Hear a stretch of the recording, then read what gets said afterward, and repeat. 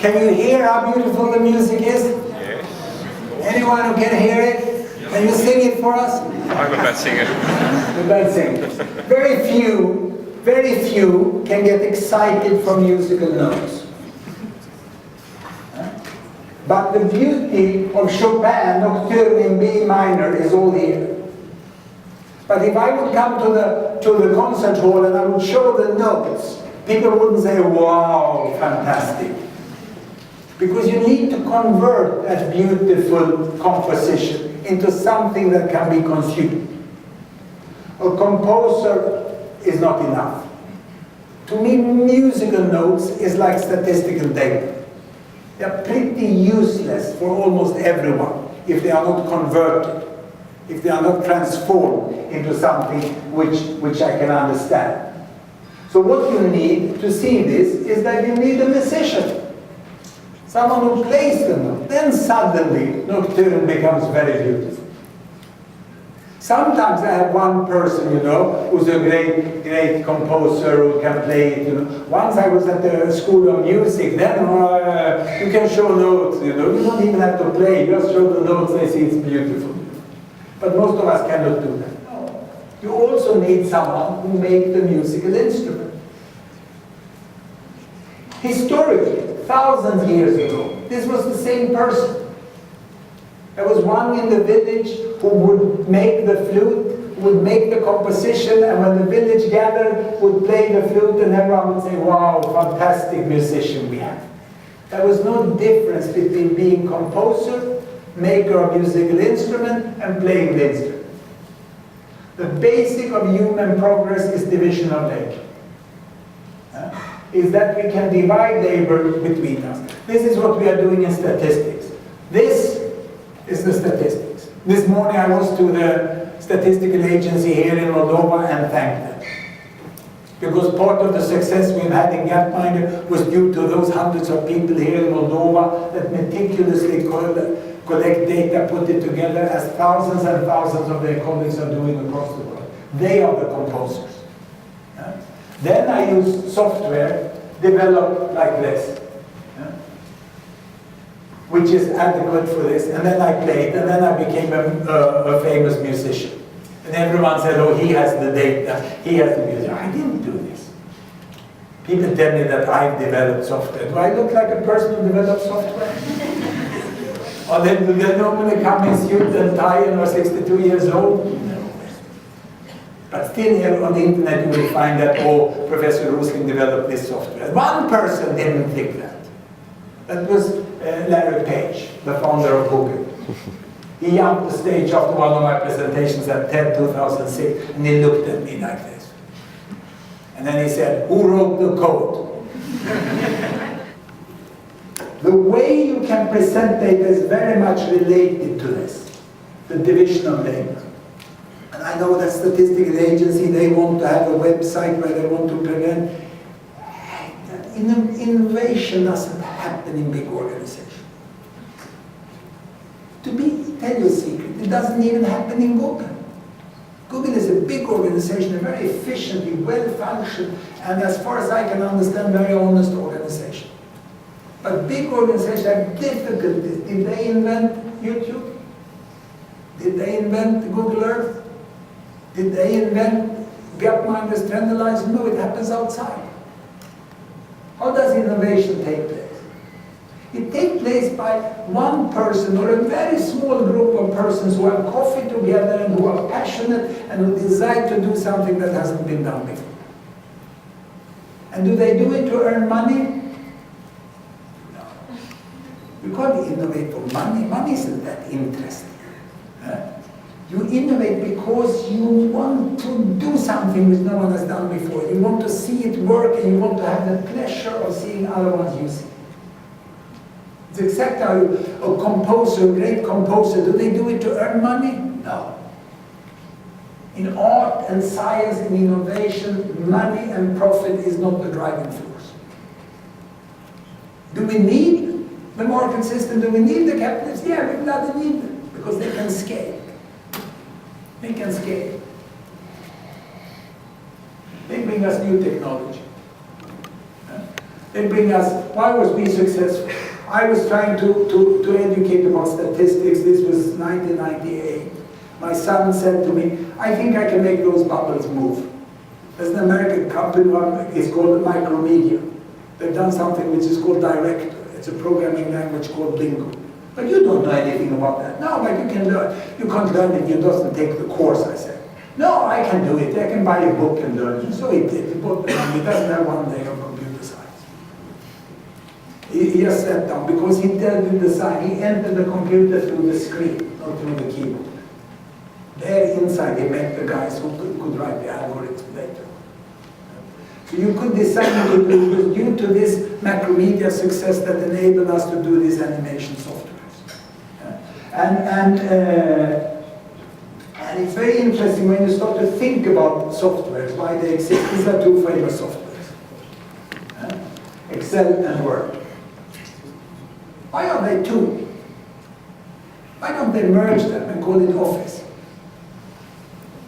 You thought about that? Why should they be? You know that you can take that table or graph from Excel and you copy and paste it into Word and it looks ugly.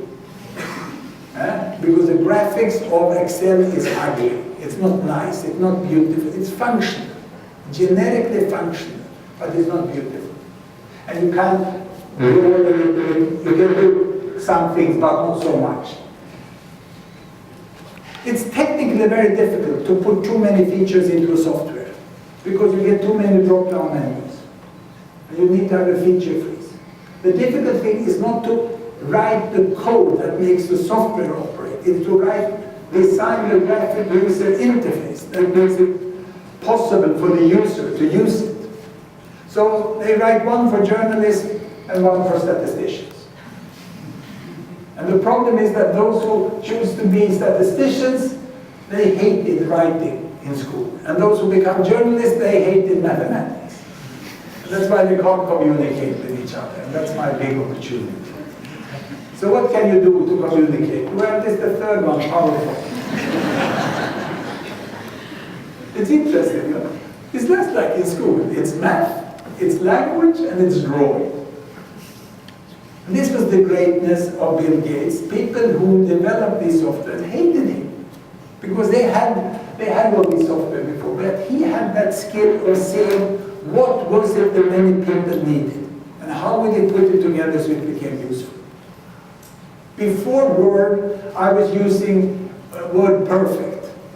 And then we had this software that converted files between the different words. Yeah, someone is nodding and remembering that time, you know, that you had to have the lastest update of the converting. You know, when you are young, you don't remember life before the monopoly of Bill Gates. It was a headache, you know. On the other hand, I don't like monopolies. But here it was useful. Now we can just put an attachment, we send it, and it works. It works almost always. Let me use PowerPoint first. This is PowerPoint. PowerPoint is quite useful. You really want to design and communicate it. You can do a lot with PowerPoint. Many people use it with bullet points. They use it as a manuscript, and they read on it when they present. But you can read, if you really have fantasy, you can decide, you can say that this is the world 2011. Let me say, I want to describe the population. This presentation is actually what I use when I lecture to big companies, the biggest multinational companies, to their leaders. The CEO asked me to teach the leaders about the world, so they understand how they should do business.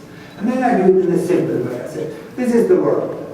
And where are the people? We have 7 billion inhabitants. We have 1 billion in Europe, 1 billion in Africa, 1 billion in America, and we have 1, 2, 3, 4 in Asia. You see that the timing worked? People use these things in the board games with children.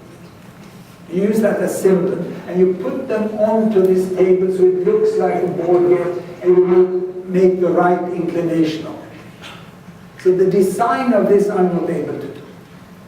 And to have the color is darker for them on that blanket and have the light to fire right on the mirror. This is design.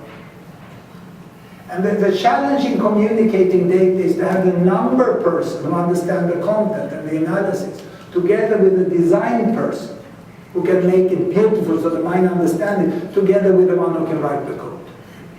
Those three types of people don't have coffee together. Normally they have coffee separate and talk badly about each other. Oh, that friend of ours, you know, he made a career at university and he's doing these statistical analysis, you know. While we designers, we are making beauty in the life, and those stupid geeks, they just write code, I don't want to date them, you know. So then, and the others, we have three different, how you put them together, that's why we succeed. So me, my son, and his wife, and we didn't work. So I was the content guy, my son wrote the code, his wife was the design. And the iteration route was 48 hours. You have to work with a very, very close iteration. If you have a content person who designs, this is the number, you have a company who asks you, you know, we have done this analysis, this is our annual report, we would like you to design how we shall present it on our webpage. And the designer designs it, and then they give it to the geek who writes the code, and they put it up, and they say, this is not what we want. It's very difficult to achieve that. My son's wife used to say that if you're a designer, then it's like putting lipstick on a pig. And if you have a pig and you put lipstick, it's still a pig. So what you need when you want to communicate numbers, you need to go around in that circle and say the designer said this is too difficult, can't you simplify it? I had put $500 million here, no, let me put $3 billion. The designer said, put $4 billion. And then the one who writes the code says, no, we can do this easier, we can do this interactive. But you have to go around between these three. That's why the big design companies doesn't manage to do this in a good way when they hire them, because they don't have these people together. Now, what will happen until 2050, we know fairly well. There will be 2 billion more people, 1 billion more in Asia, 1 billion more in Africa. And if we then break it down a little, and we say these people in America, 400 million in the north and 200 million in the south. And then we have in Europe, if we divide according to the East-West, the Cold War, which still puts its mark on the economy. Which still puts its mark on the economy, that's about 500 million on each side. Then we can draw a line along what used to be called the West. I call it the Old West, because it's a mental state. It's an old historical identity. When people say Western, and they don't know what they're talking about. Are they talking about a culture elsewhere? Yes, Western culture. Okay, Dostoevsky is the best novel. Tchaikovsky is fairly prominent Western music, so Russia is Western. No, Russia is not Western. So what is they? Are they East with the Chinese? No, they are not. So what do you mean with Western? Western has no defined meaning. It's an ethnic identity to talk about the Western world. No one is clear what it is. If you go to Latin America, you go to Mexico, you go to Chile, and you ask, are you part of the Western world? What do they say? Yes, naturalmente, no somos del occidente. And you see all these fantastic authors from Latin America, which are prominent in the culture of Western literature. They are West. Mas now somos o primeiro mundo, but we are not the first world. But it's not only a naming problem, it is a category problem which is quite complicated. And that's our main message when we have used data, is to get away from this. So why do I show this to the CEOs of the big companies? Because they have a problem. The big companies have their office in the Old West, and they will have 8/9 of the customer in the rest of the world. So I found out a new name for the third world. I call it the world. That's where all the people live.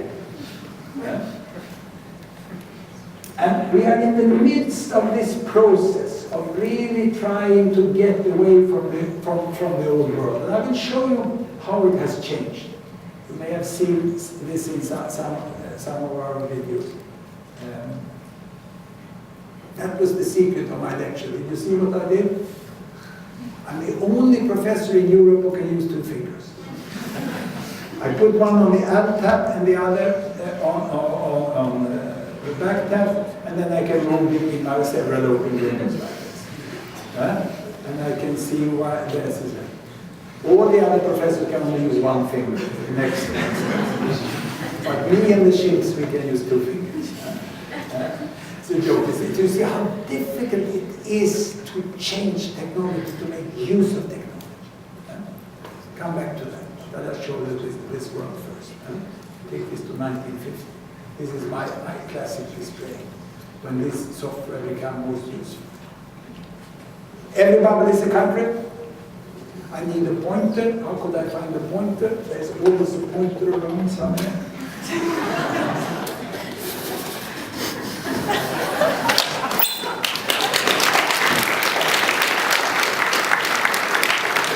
Even if you're all in the world, I always find a pointer within 1 minute. Because you don't think convention. It has to be made to be a pointer. This is great. I think that was the main message today. Each country here is a bubble. The size of the bubble is the size of the population. This is China, this is India. The color, which you have up in that corner, that shows the continent where they are situated. Dark blue for Africa, south of Sahara, Arab countries, green, light blue for Asia, southern Asia, red for Pacific Asia, and brown is Europe. And this is the world in 1949. 194 countries. And what do we have on the axis? This is my favorite in public aid. How long do we live? Life expectancy. 30 years, 50 years, or 70 years. Long life, short life. And down here, the size of family. Number of children per woman in total fertility rate. 2, 4, 6, 8. The world was divided in those countries which had large families and short life, and those countries which had small families and long life. And where was Moldova?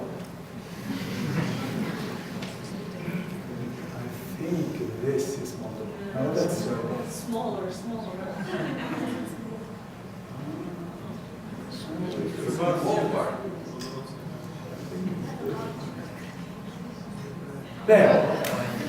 There, Moldova. Moldova exactly between Serbia and Japan.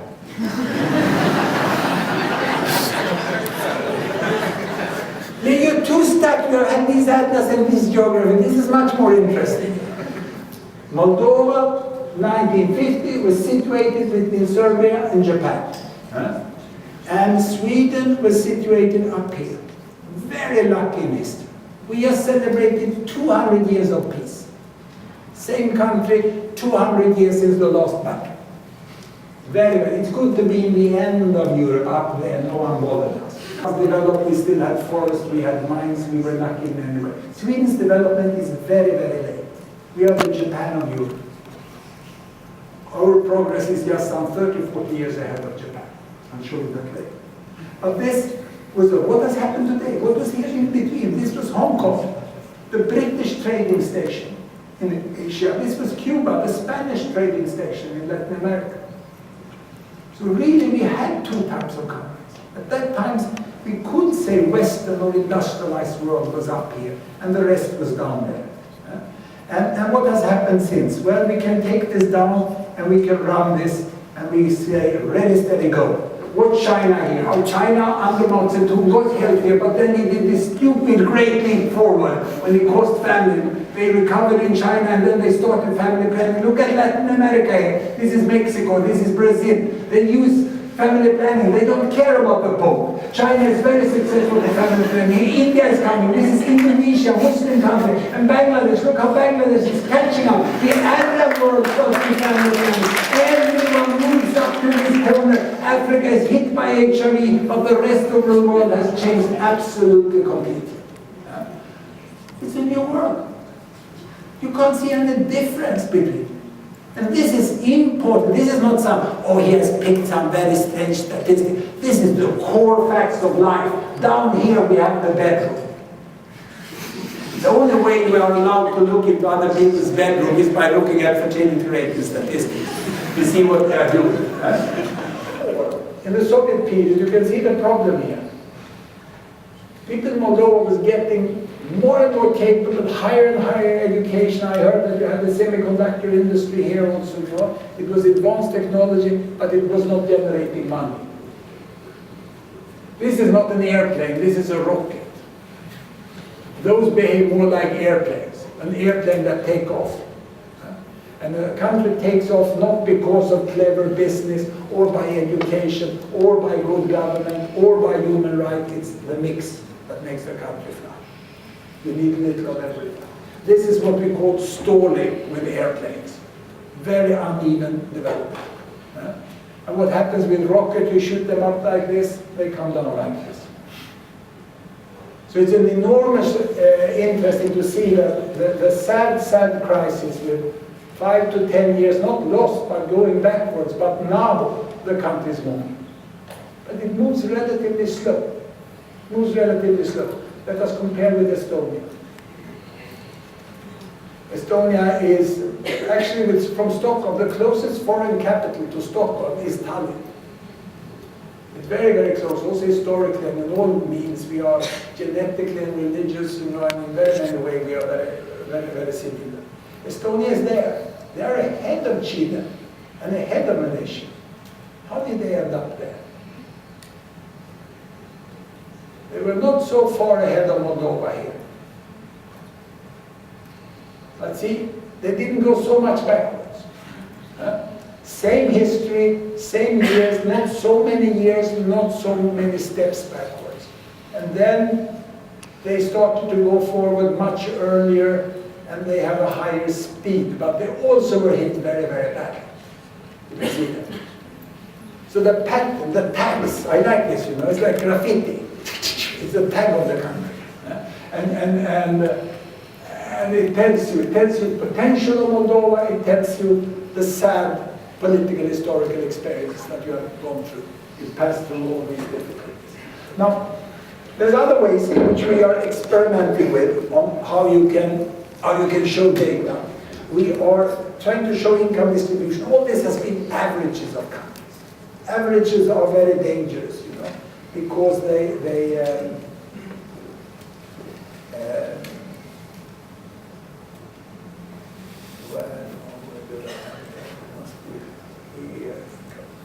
yes. Instead, I could construct the income distribution of households in the world. This is done by Javier Sadig Martins, professor in economy in Columbia University in New York. He has taken the gross national products of countries, the results of income surveys, how much difference it is in the countries, and created a quite rough data set of the best available that we have. This is the world in 1970. These people earn $100 a year. These are purchasing power dollars. When you compare dollars, it's two ways you can do it. Market exchange rate, you go and you exchange your money and you see what you get. Purchasing power is how much you can buy for it in the country. If you exchange your salary to euro, you go to Germany, it's much more costly, you can buy less than if you buy it in your country. You have a better purchasing power than you have market exchange rate. That is taken care of here. So these are extremely poor people. Then there were people like this, and then there were people all the way. $1,000, $10,000, no, $10,000 and $100,000 there. And this is what happened with the world from 1970.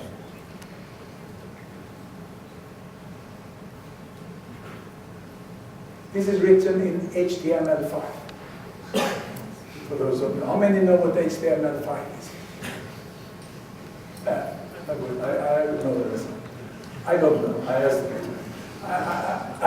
The only thing I know is that those who make these graphic programs, they keep changing all the time. As soon as I understand what they use, they say, now it's a new thing. Basically, you don't use Flash, you don't pay for it anymore. It's become free, open source. It just increased the possibility of you at very low investment level to create the same sort of graphics as is done in other parts of the world.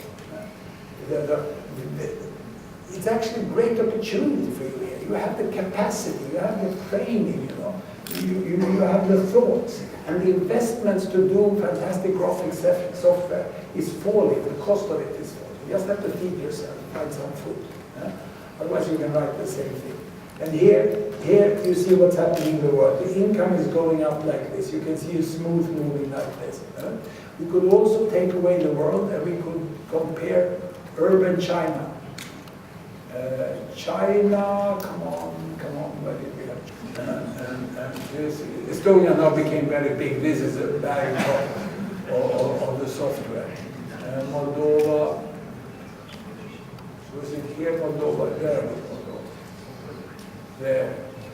So you have a bigger population than Estonia, and we put Armenia here also.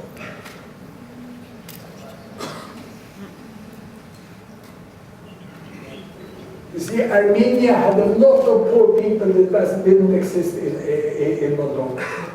And Estonia had a substantial amount of their population with a higher income than you have here. And then you can move it like this. And you see that Armenia had almost been a little more successful. And these are rough indicators. But more or less what we would like to do with this is to segmentize income level and see what it is when you can have a car, when you have a motorbike, when you have a bicycle, when you at least have electricity in your home, to see the different income levels which you have. And this is to try to make data more understood. I'll show you another tool we are developing. And these are not really beautiful. 1960, we were in the world 3 billion people. And most of them were children below 50. Then there were a little less of young adults and less and less and less. In my group up here, look, this is my group. Very rare, very rare. Wise old people, people will go and ask the wise old people for things, you know. But here, what happens, you saw the number of children were growing in the world. The world became 5 billion there. Children continue to grow, but here it stopped. From 2000, the number of children is not growing anymore. Many think that's a surprise. How come? There's so many children born in Africa still, in Afghanistan, many poor countries. But that is fully compensated by billions of people in Asia and Europe that has less than 2 children. 5 children in China who reach their 15th birthday and become young adults. Only 4 of them are replaced by Chinese babies. 1 is replaced by a Congolese baby in Africa. So the number of children remain the same, but children move towards the poorer country. And we have less children per woman in the better off countries. And here you can see what's happening now is the number of adults that increase. And which is the most successful age group in the world?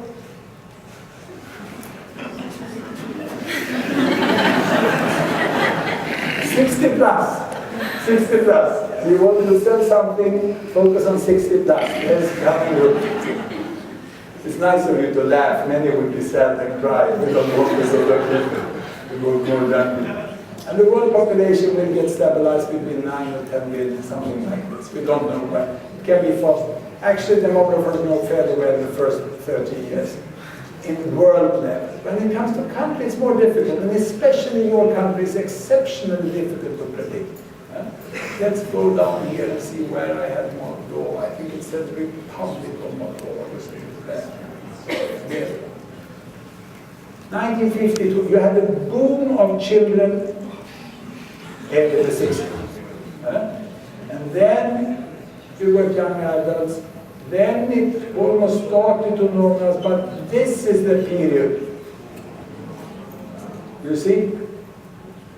Just disappeared the children. It halved. The number of children in the country almost halved. And then you have this group. It's a very unbalanced, unstable. This is a new concept. Countries want to achieve balanced population composition. It's much easier. You have a number of schools, you maintain the schools, you know the number of school teachers you need, the hospital service you need, the delivery ward. It's very difficult when they increase and decrease like this. You train too many midwives, you don't need the midwives any longer. And then you have to retrain the midwives, and it's more desperate, suddenly you need more. It's much more effective if you can run the country in a boring way that Sweden does. You know? The same amount every year. But that's also, it's a drama which you have. And of course this will affect the economy also. It will affect the economy quite a lot, you know, facing a situation with just older adults and few children. I wouldn't trust the demographic too much. This can change in many ways. The bubble graph and so on. We thought it would be very, very popular. Unfortunately. There are not so many people who say, would you like to go for the party tonight? No, I'm going to stay home and play with Gapminder World. It doesn't happen so as we had hoped. No?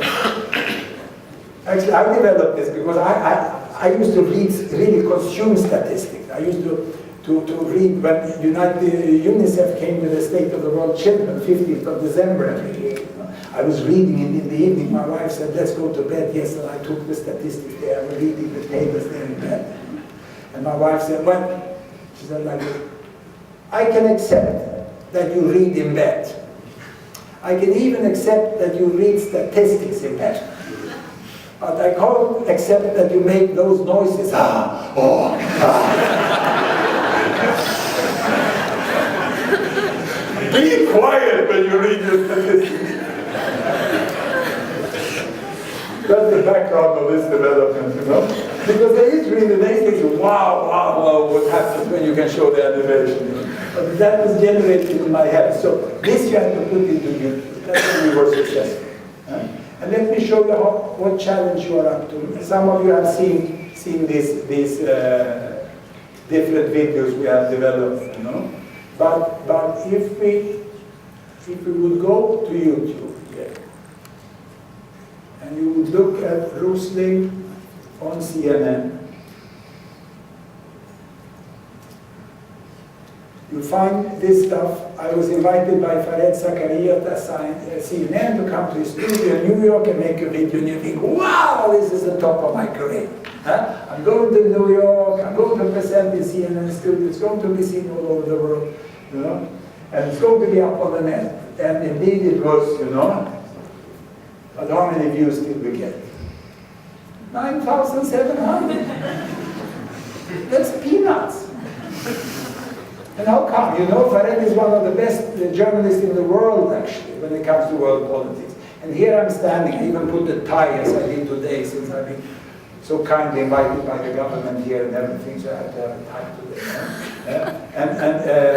And here I talked, we thought this, my son and his team did this, because my son and his wife is now back with Gapminder Foundation after more than 3 years at Google. And we thought it would be successful. Actually, we had expected about 300,000 to 500,000 views. But it didn't work. Because they zoomed and they did things, and we still can't understand fully why this doesn't work. This didn't work. Then we did another stuff. We did another stuff with BBC. And that got 4,500,000 views. And to us it was seemingly the same from the beginning. But really it was not. The one with CNN was in that studio, it was the fixed studio which they had, you know, and it was done the way they do it in news media, and they are very conservative. Why are journalists so conservative? Because they are so efficient. A journalist delivers their work at 17:58 in the afternoon before they go home. Whereas a researcher like me delivers 2013. It's a completely different way they work under in media. They really are effective, very capable people who deliver in time. Whereas this one we did with a small production company in UK, which had got this as an assignment, and they had this idea, we developed together with them, we just rented a room in an old factory, and we did it like this. And this is post-production. It's not a glass in front of me. When I do this, I see nothing. I had written the script, I memorized this, I know what it would be. We filmed it in 20 different pieces during a full day, 8 hours of filming to create 4 minutes. 4 minutes is 8 hours of filming. And each 20 seconds, we repeat it 10 to 15 times. And then this is done in post-production. We had a sort of a screen, so we marked on the wall, Brazil is there, India is there, so I know exactly how I would point. So we could do it in post-production. But then it's several days of post-production. And the preparation for this was several weeks. So 4 minutes like this, it's totally man-hours, it's about 2 to 4 months of work to deliver this. But it really got good. And we quarreled in the end, you know. They wanted to make it simplified. They didn't write life expectancy, they wrote lifespan. First they wrote health. And I said, I don't accept that. You can't have health and put 50 years. It must be length of life. And then they found out that you could have lifespan you could write. So it was the good filmmakers and we the content protectors. We used to say that we use evidence-based vulgar simplification. But it must be evidence-based. We can't compromise on the quality of the data. And we understand it. And this was the great success. With the Spanish now, it's almost 5 million now with some other versions of it. So this shows also how very, very delicate it is. A seemingly minor difference is the difference from getting 10,000 and getting millions, almost 50 times more.